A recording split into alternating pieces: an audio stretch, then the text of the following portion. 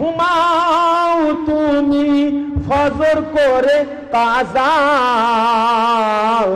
এমন তো হতে পারে জোহরে জানাজা তোমার, এমন তো হতে পারে জোহরে জানাজা। কেমন করে ঘুমাও তুমি ফজর করে কাজা,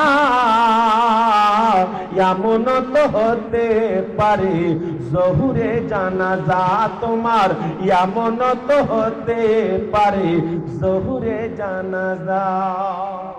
মুসলিম হয় না জন্ম নিলে মুসলমানের ঘরে, কাফের মুমিন তফাতটা হয় সালাতের উপরে, মানুষ নামাজের উপরে।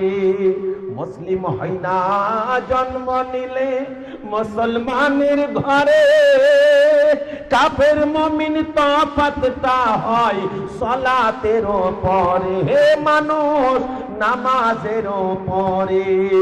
এই জীবনে নামাজ জানো, এই জীবনে নামাজ জানো, হয় না তোমার কাজা, এমন তো হতে পারে জোহরে জানাজা তোমার, এমন তো হতে পারে জোহরে জানাজা। জোরে সুবহানাল্লাহ।